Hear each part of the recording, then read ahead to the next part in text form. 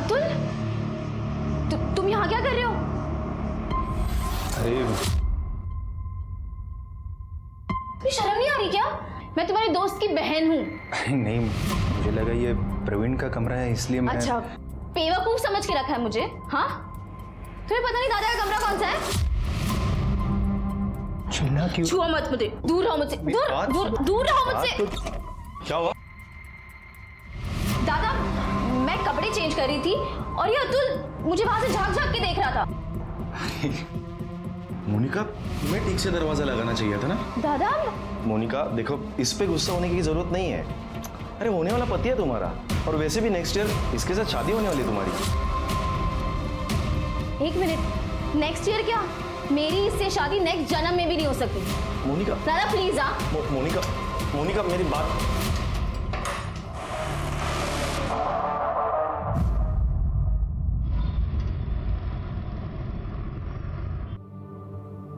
बाबा, ये तो समझ रहे। हाँ।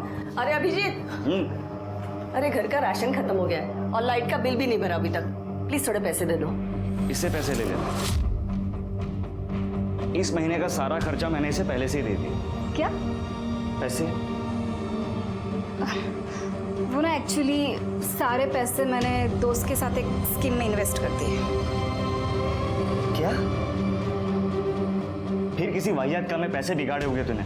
बाबा, आप लोग को कुछ पता है कि ये क्या करती है, कहाँ जाती है? बस अपने दोस्तों के साथ पार्टी और मजे करने में मेरे पैसे बर्बाद करती रहती है। आपके पास कोई हिसाब है? मैं आज के बाद पैसे नहीं देने वाला। अरे लहा नहीं थी, नादानी में गलतियां होती है। तू तो तीसरे मार्गे से लगलस, कुछ कर रही है ना वो। ऐसे में कभी फायदा कभी नुकसान होता है। तू क्या चाहता है, ये नकारी बैठी रहे? ये सिर्फ नुकसान करवा सकती है और मैं अपने मेहनत के पैसे इस तरह से बर्बाद होते हुए नहीं देख सकता। शोभा, अभिजीत सही बोल रहे हैं। मुझे बताओ, तुम कब तक कविता की गलतियों पर पर्दा डालती रहोगी? लगता है गांव की पुश्तैनी जमीन बेचकर ही गुजारा करना पड़ेगा अभी। जो करना है कर लो, पर आज के बाद मैं पैसे नहीं देना। अब तो घर जाने को भी डर लगता है। वही चिक चिक अनाप शनाप खर्चे, मेरी थोड़ी बहुत सैलरी भी कम पड़ जाती है। मैं कुछ मदद करूँ क्या? देख मोनिका, तुम अमीर हो, पर मैं इतना भी गरीब नहीं कि तेरे भाई से मदद लूं। एटलीस्ट मेरी ये खुददारी प्लीज बची रहे। हाँ, लेकिन उस घर से मैं कंटाल गया हूँ। सोचता हूँ कि कहीं दूर चला जाऊँ। अभिजीत, तुम जहाँ भी जाओगे ना, मुझे साथ में लेकर जाओ प्लीज। लेट हो रहा है, हमें निकलना चाहिए ना। ठीक है, चल।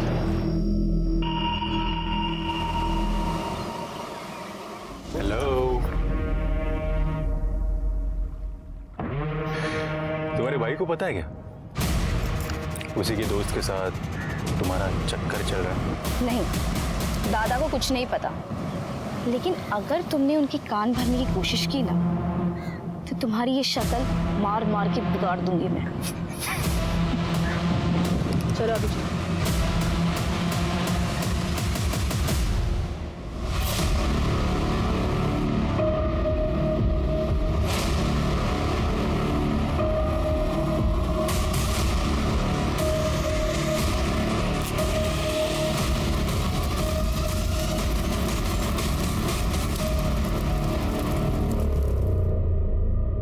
नमस्कार, मैं सोनाली कुलकर्णी क्राइम पेट्रोल 70 के इस नए अध्याय में आपका स्वागत करती हूँ। इस दुनिया में अगर किसी चीज को बुरी नजर से बचाकर रखने की सबसे ज्यादा जरूरत है तो वो है प्यार।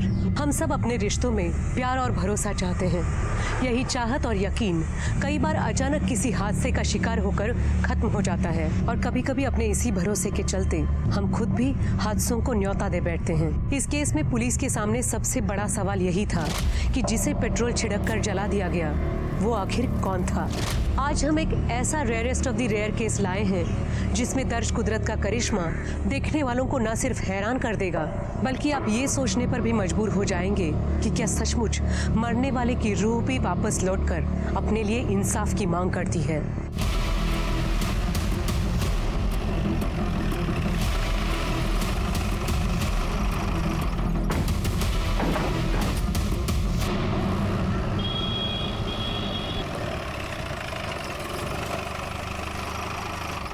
सर, जो डेड बॉडी हमें मिली थी उसकी पीएम रिपोर्ट आ गई सर। सर, उसकी उम्र तकरीबन 25 से 30 साल के आसपास है। सर, उसकी मौत 14 जनवरी को शाम को 4 बजे से 6 बजे के बीच में हुई है और मौत की वजह इलेक्ट्रिक शॉक बताई जा रही है। मतलब पेट्रोल डाल के जलाने से पहले उसकी मौत हो चुकी थी। Right sir. उसके चेहरे पे काफ़ी फ्रैक्चर भी है सर, मतलब वो मुंह के बल गिरा था। लेकिन सर, उसके स्कल पे फ्रैक्चर क्यों है? अगर वो मुंह के बल गिरा था तो उसके सर के पीछे कैसे चोट लगी? और वैसे भी उसकी लाश हमें भारती नगर में मिली, जहाँ इलेक्ट्रिक शॉक लगने जैसा कुछ नहीं है। तो इसका मतलब है कि लाश को डिस्ट्रॉय करने के लिए वहाँ ले जाया गया था। वैसे सर, इस बॉडी की एक किडनी भी गायब है। किडनी स्कैंडल भी हो सकता है। पिछले महीने हमने एक किडनी रैकेट पकड़ा था। काम करो शेखर, लाश के डीएनए सैंपल लेके जितने भी मिसिंग कंप्लेंट्स हैं ना, सबके रिलेटिव्स के डीएनए सैंपल्स लेके मैच करके देखो। हो सकता है इसकी पहचान करने में आसानी हो जाए। लेकिन सर, ऐसे बहुत सारे कंप्लेंट्स हमारे पास हैं और ये बॉडी उसी में से किसी की है, ये पता लगाने में बहुत टाइम लग जाएगा। लेकिन डीएनए मैच हुए बिना पहचान करना भी मुश्किल होगा। हो सकता है एक और किडनी रैकेट का पर्दाफाश हो जाए। ठीक है सर।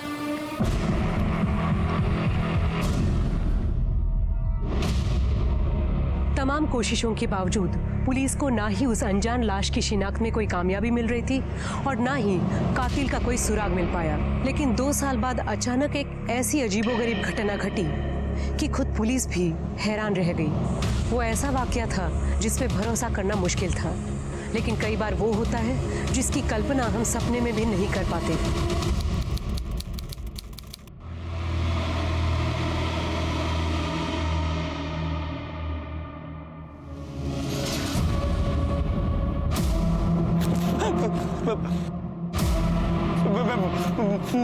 मुझे माफ कर दो, मेरा पीछे छोड़ दो।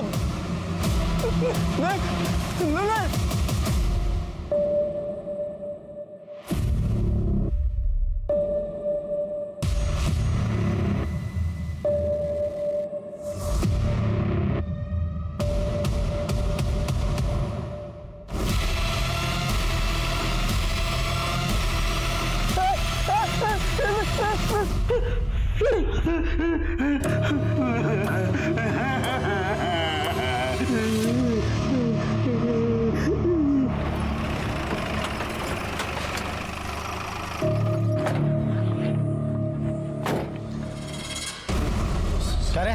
साहब, भूत पीछे पड़ा है मेरे। अरे सुबह सुबह माल भूख क्या है क्या? क्या नाम क्या तेरा? बबन साहब, मैं सच कह रहा हूँ। वो दिन रात डरा था मेरे को। बोलते 2 साल पहले उसको किसी ने वो भगवती नगर में जला दिया था। उसको इंसाफ नहीं मिलेगा तब तक मेरा पीछा नहीं छोड़े। भूख लगा है। क्या रे? अच्छा तरीका निकाला है तूने पैसा मांगने का। चल निकल। कर दे। काय झालं? सर ये बोल रहा है कि 2 साल पहले भगवती नगर में किसी को जलाया था। हाँ साहब। उसका भूत इसको बार बार दिख रहा है। शिरके से मिलवाओ इसको। सर पर ये माल फूकणारे लोग हैं। इन लोग कुछ भी बहाना बता के पैसा निकालते। इग्नोर कर लो सर इनको। करडे मी म्हणतो तेवढं करा, शिरकेकडे नाही आता। सर चल रे।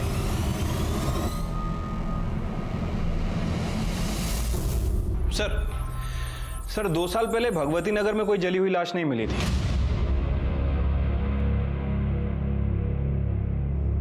भगवती नगर नहीं, भारती नगर। तुम्हें याद है 2 साल पहले भारती नगर में हमें एक जली हुई लाश मिली थी। 25-30 साल का लड़का था, एक किडनी भी गायब थी। हाँ सर, और ये भारती नगर और भगवती नगर आसपास ही हैं। उस वक्त लाश की पहचान नहीं होने की वजह से केस आगे नहीं बढ़ पाया था। एक काम करो, उस केस की फाइल निकालो और इस बबन को भी ढूंढ के निकालो। सर साहब जो कुछ है ना वो बड़े सबको सच सच बता दे। सर आ बघा माल फुकट पार्टी बसला होता। नाम क्या है तेरा?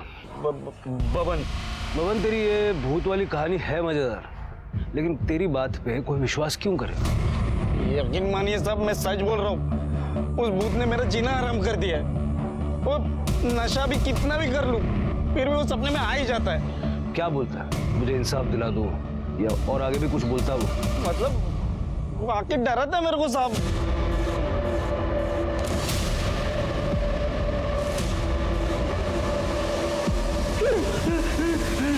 मान लेते हैं तेरी भूत वाली कहानी सच है। कभी उसने कोई नाम बताया, किसने मारा, क्यों मारा, कुछ ऐसा बताया? हाँ साहब, अभिजीत। और कुछ? क्या हुआ, कैसे हुआ? अरे साहब मैं सच बोल रहा हूँ, मेरे को कुछ नहीं मालूम है साहब। मैं आपके हाथ जोड़ता हूँ, मेरे को इस भूत से बचा लो। किसी दिन इसके डर से मैं मर जाऊंगा साहब। ठीक है, अभी निकल, लेकिन इधर उधर भागना मत। ठीक है साहब। इस भवन का भूत उतारना पड़ेगा, जरा नजर रखो इस पे। शिरके, 2 साल पहले की मिसिंग कंप्लेंट्स दोबारा चेक करो। उसमें अभिजीत नाम के 25-30 साल के लड़के की कोई कंप्लेंट है क्या, जरा देखो। ठीक है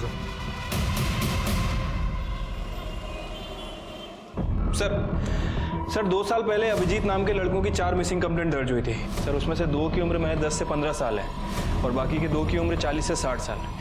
सर मुझे लग रहा है कि हम इस नशेड़ी बब्बन की बातों को कुछ ज़्यादा ही सीरियस ले रहे हैं। मतलब सर ऐसा तो केवल फिल्मों में होता है कि लाश खुद सपने में आती है और उसे किसने मारा है खुद बताती है।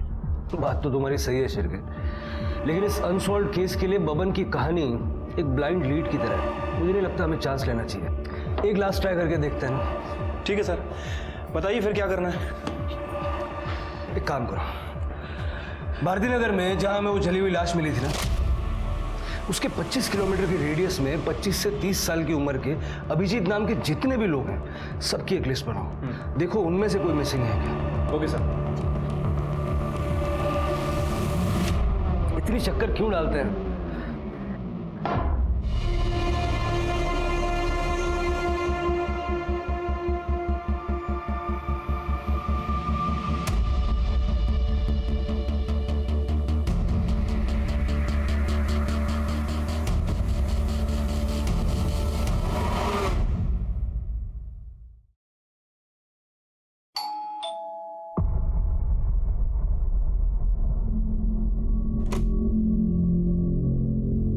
चंद्रकांत यादव का घर यही है? हाँ। बाबा। काइगा? पुलिस? साहब आप यहाँ? घबराइए मत, हम लोग बस जनरल इंक्वायरी के लिए आए हैं। अभिजीत नाम का लड़का यहीं रहता है? रहता था साहब। अभिजीत मेरा बेटा है, लेकिन 2 साल पहले वो घर छोड़कर चला गया है। वो अभी तक नहीं लौटा है। 2 साल पहले आपका बेटा घर छोड़ के चला गया और आप लोगों ने कोई मिसिंग कंप्लेंट ही नहीं की? क्या कंप्लेंट करते साहब, वो खुद घर छोड़कर चला गया। फिर उसने एक मैसेज भी लिखा कि वो नहीं आएगा वापस, हमारा और उसका संबंध खत्म। उसके बाद हमने उसका फोन भी ट्राई किया, लेकिन हमेशा बंद ही आया। साहब एक मिनट रुकिए।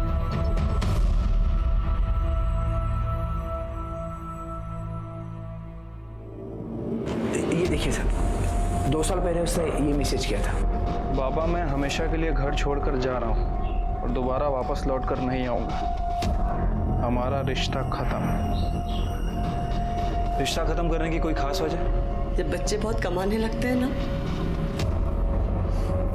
माँ बाप उन्हें बोझ लगने लगते हैं। वो हमारी जिम्मेदारी नहीं लेना चाहता था।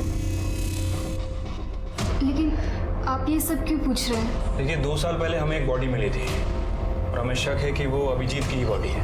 क्या?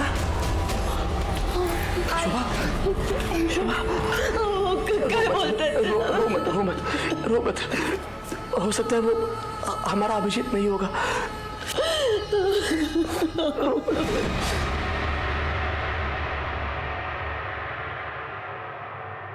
अभिजीत जाधव? शिरके, जाधव फैमिली का डीएनए सैंपल ले लो। लाश का डीएनए रिपोर्ट तो हमारे पास है ही। अगर ये दोनों सैंपल मैच हो जाते हैं ना, ये गुत्थी सुलझ जाएगी। Right sir.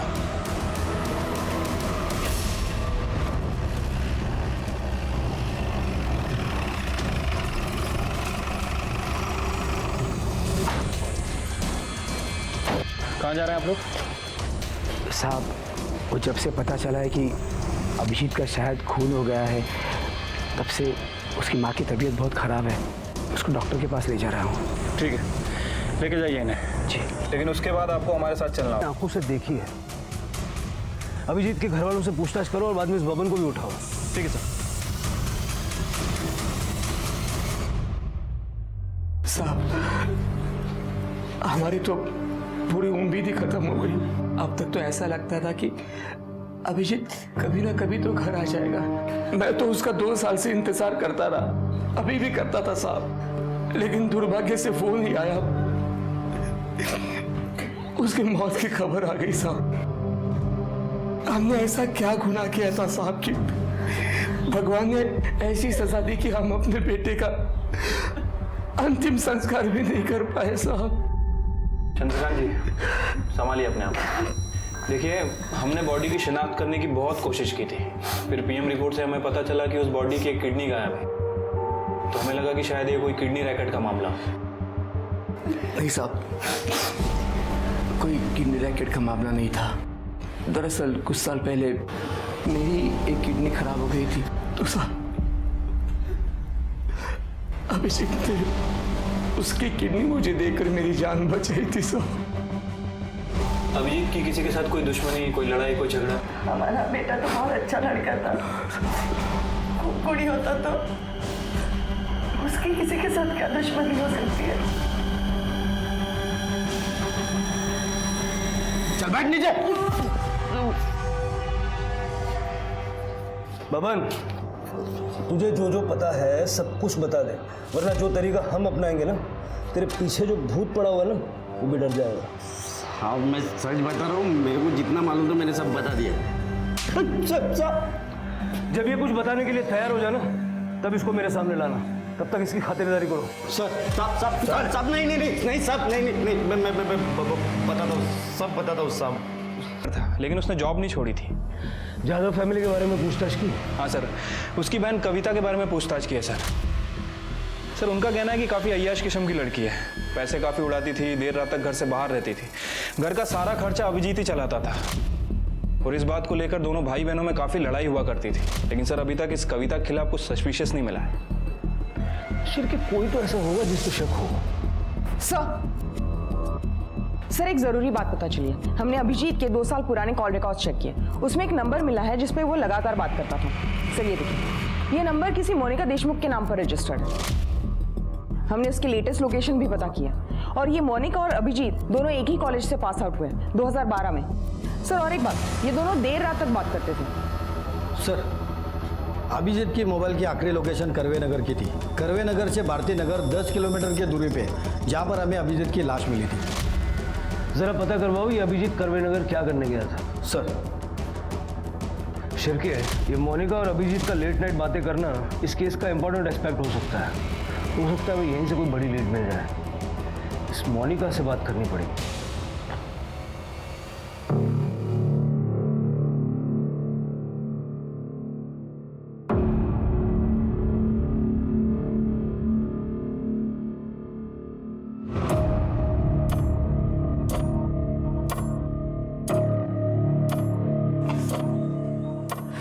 Atul please, Atul please, बहुत काम पड़ा है और मेरा मन भी नहीं है। मन नहीं है तो क्या मना करेगी मुझे?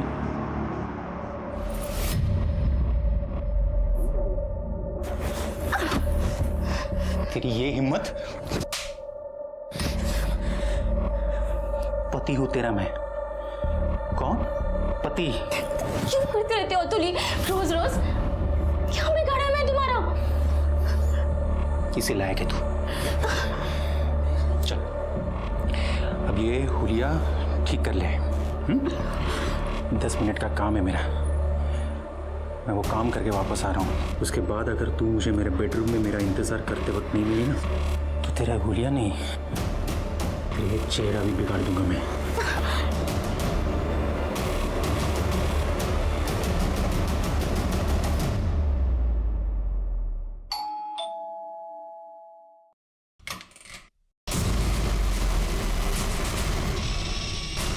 जी, आप लोग? मोनिका। जी, कहिए।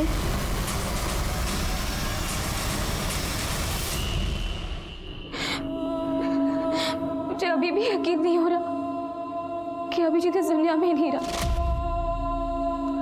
वो और आप देर रात तक बातें करते थे, सच है ना?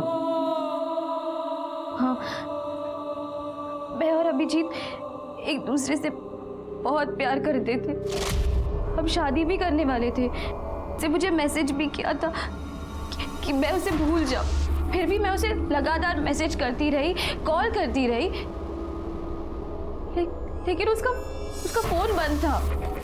अच्छा, अभिजीत की किसी के साथ कोई दुश्मनी थी, कोई लड़ाई झगड़ा? देखिए, हमसे कुछ छुपाने का फायदा नहीं है, जो भी है साफ साफ बताइए।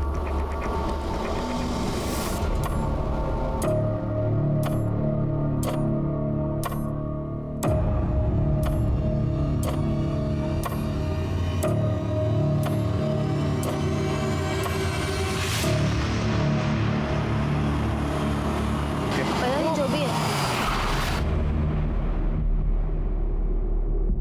दादा दादा दादा दादा रोको रोको दादा, शर्म नहीं आती? चुकी नहीं है दादा, एक कहाँ चुकी नहीं है? कहाँ चुकी नहीं है? दोस्त के बहन के साथ गुलछर्रे उड़ाने गलती नहीं है? हाँ? तेरे को समझ नहीं आता? दोस्त बन के ऐसे धोखा दे रहा, शर्म नहीं आती तेरे को? देख देख प्रवीण, मैं मोनिका से प्यार करता हूँ और मैं उसे कोई धोखा नहीं दे रहा हूँ।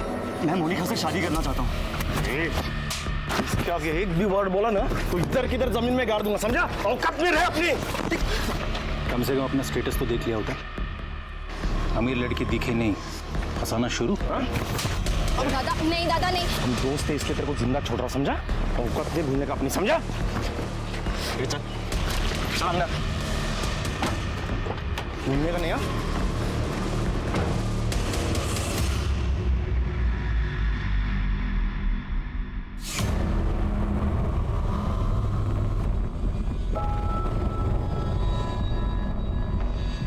मोनिका, तुम यहाँ और ये सामान? मैंने अपना घर छोड़ दिया है। पर इससे तो प्रवीण और भी नाराज हो जाएगा। अब चाहे जो भी हो जाए अभिजीत, मैं यही रहूंगी। और तुमने मुझसे शादी का प्रॉमिस किया था, उसका क्या हुआ? हाँ मोनिका। देखो देखो अभिजीत, मोनिका, अगर तुम दोनों शादी करना चाहते हो तो कर सकते हो, हमें कोई एतराज नहीं है। कौन अगर? मोनिका, मोनिका, मोनिका, तुझे अपने घर की इज्जत का जरा भी ख्याल नहीं? चल मेरे साथ। दादा चल मेरे साथ, चल मेरे साथ। मोनिका, मोनिका, मैं इसे अभी नस काट लूंगी। दूर रहो मुझसे। मोनिका, रख दो उसे। मोनिका, बात सुन मेरी, फेंक दे वो चाकू, फेंक देना। तुझे पता है तेरी खुशी के आगे मुझे कुछ नहीं चाहिए। तू जो कहेगी ना वैसे ही होगा। मैं खुद तुम दोनों की शादी करवाऊंगा, ठीक है? प्रॉमिस। रख दे बेटा। खरस दादा, हाँ। मैं बता नहीं सकती मैं कितनी खुश हूँ। उसके बाद सब ठीक हो गया था। प्रवीण दादा को भी अभिजीत से कोई प्रॉब्लम नहीं थी। वो हमारी शादी भी कराने वाले थे, पर फिर अभिजीत कहीं चला गया। लेकिन मैंने सपने में भी नहीं सोचा था कि उसका कोई खून कर देगा।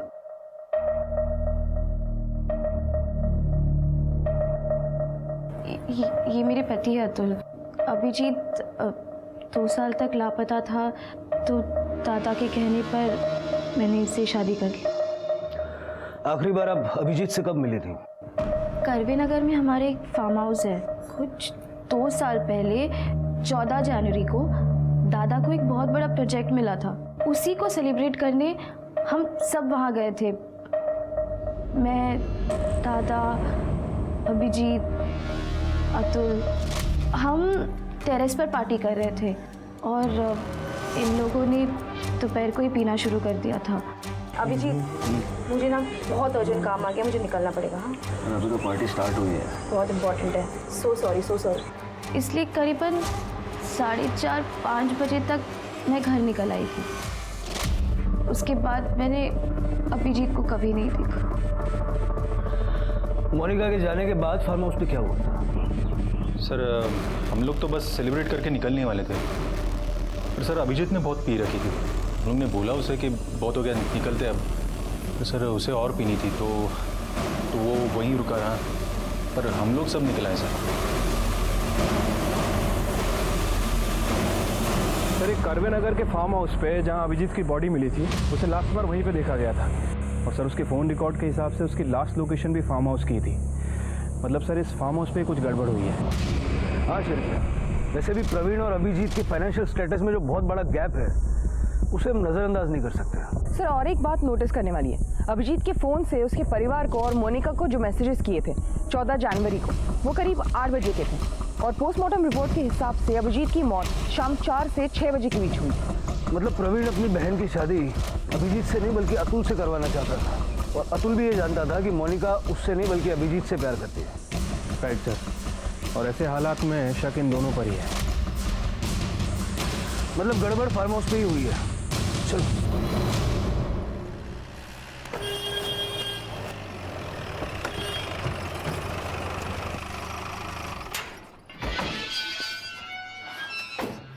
देशमुख फैमिली का फार्म हाउस है नहीं? हाँ सब।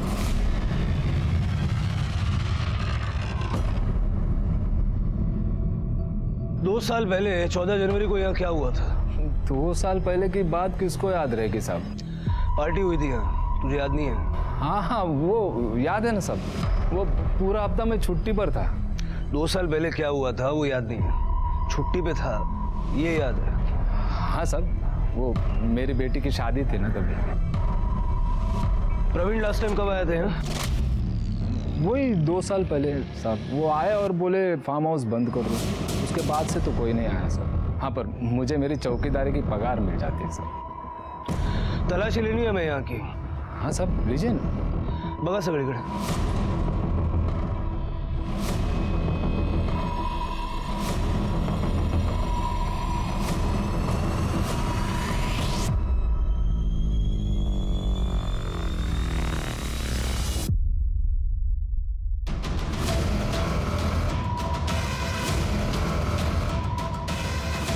शिरके, कुछ मिला क्या? नहीं सर, यहाँ बहुत सारी शराब की बॉटल्स हैं, लगता है यहाँ पे रेगुलर पार्टीज होती थी।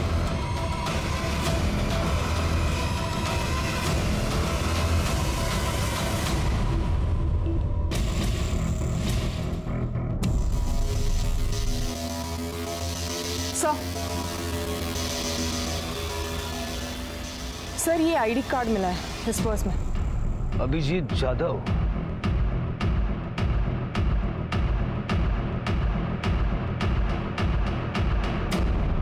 तुझे थोड़ी तेरी अक्कल है? पुलिस को सारी कहानी बतानी क्या जरूरत थी? दादा, अगर मुझ में थोड़ी भी अक्ल होती ना तो मैं ये नहीं समझती कि अभिजीत मुझे छोड़कर भाग गया। लेकिन उसके साथ जो हुआ वो कितना बुरा हुआ। अरे जो हुआ उसका मुझे भी दुख है, लेकिन अब क्या करूं? दादा, हमें अभिजीत को इंसाफ दिलाने के लिए पुलिस की मदद करनी चाहिए।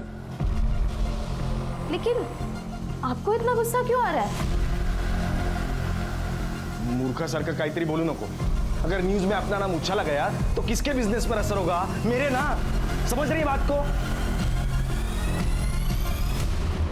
सर इस करवे नगर के फार्म हाउस में कुछ ना कुछ तो जरूर हुआ है। मैं भी वही सोच रहा था। शिरके, 2 साल पहले जब अभिजीत की लाश हमें मिली थी उस वक्त वहां एक पेट्रोल का कैन भी मिला था। उस पर जो फिंगरप्रिंट्स थे वो हमारे रिकॉर्ड्स में होंगे, लेकिन उस वक्त इस केस के लिए कोई सस्पेक्ट नहीं था। एक काम करो, 2 साल पहले 14 जनवरी को उस फार्म हाउस पे जितने भी लोग मौजूद थे उन सबके फिंगरप्रिंट्स लो और उनका लोकेशन निकालो। Right sir. अभिजीत हमारा दोस्त था सर। उस दिन से उसका गायब होना, फिर उसकी मौत की खबर सुनकर हम भी बड़े दुखी है सर। सर उस दिन फार्म हाउस से हम लोग निकल गए थे, वो अकेला ही था। कौन कहा था ये तो जल्दी पता चल जाएगा। सर हम लोग सच कह रहे सर, हम लोग फार्म हाउस से निकल गए थे। हमने तो सब बता दिया, फिर भी आप बार बार हमें क्यों परेशान कर रहे हैं सर? देखो, अगर तुम लोग इनोसेंट हो तो डरने की कोई जरूरत नहीं, सच तो जल्दी सामने आएगा ही।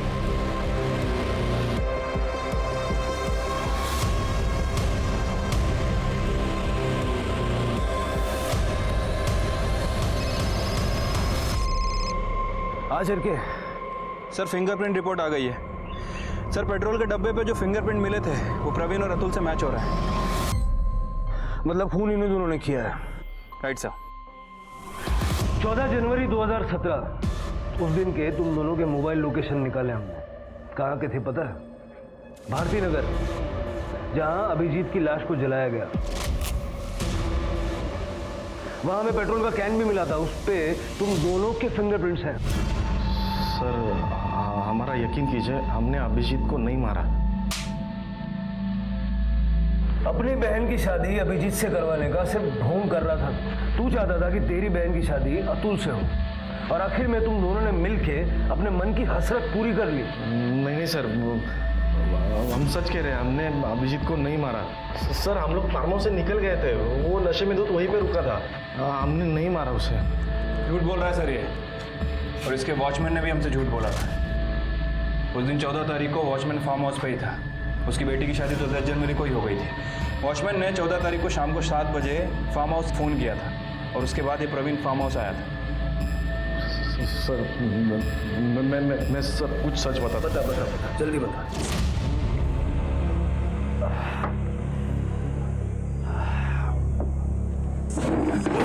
अबे आराम से गिरा देगा सब कुछ यार। तू क्या कर रहा है यार? जो चढ़ गए आराम से।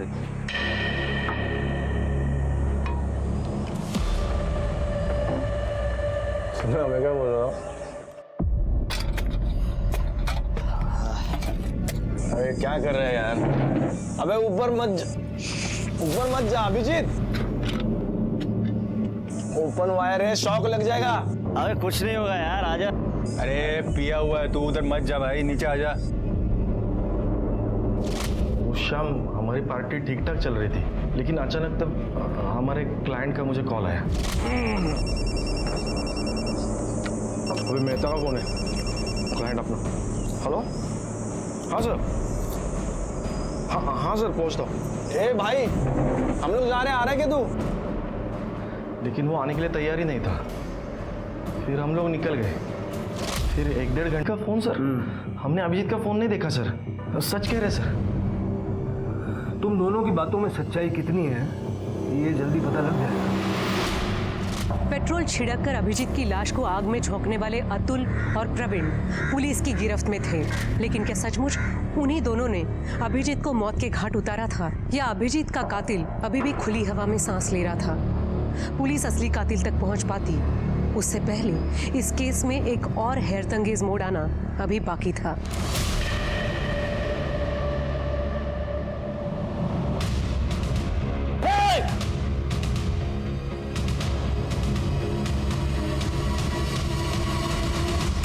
सर मैंने कुछ नहीं किया सर। चुपचाप बैठ। सर इस चूहे को बिल से निकाल लिया। ऐसे भाग रहा था जैसे इसे कभी पकड़ ही नहीं पाएंगे। नहीं साहब, मैं भाग नहीं रहा था, मैं एकदम अर्जेंट काम से जा रहा था साहब। अर्जेंट जा रहा था? हैं? तेरा काम कितना अर्जेंट है अभी पता चल जाएगा। शिरके, इसके घर की अच्छे से तलाशी लो। अभिजीत के केस से जुड़ी कोई भी चीज हो ढूंढ निकालो, देखते हैं कब तक सच छुपाता है। ठीक है सर, चुप बैठे रहे।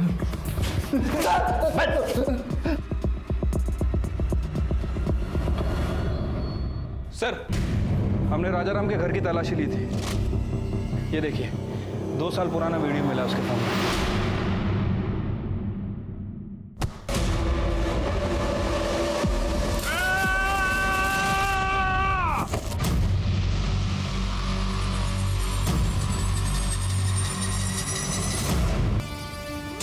ये वीडियो राजाराम के हाथ कैसे लगा? सर वो तो नहीं पता, लेकिन जब मैंने इस राजाराम का बैंक अकाउंट चेक किया सर, मेरा शक और बढ़ गया।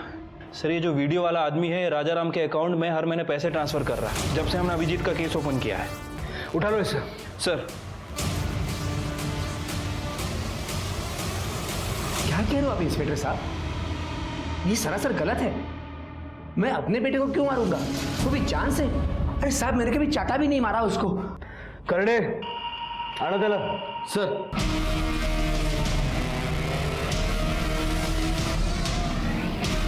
राजाराम, इस राजाराम के अकाउंट में गलती से पैसे चले गए। शिरके, दाखिल जरा। ये देखो, ये वीडियो 2 साल पहले 14 जनवरी को शाम के 5:15 बजे करवे नगर के एक फार्म हाउस की। क्या कर रहे थे वहां? मैं कहीं नहीं गया था। अभिजीत को मारते वक्त तो तुमने अपना फोन स्विच ऑफ रखा था, लेकिन जब उसकी लाश को जलाया भारती नगर में, वहां तुम्हारा फोन स्विच्ड ऑन था।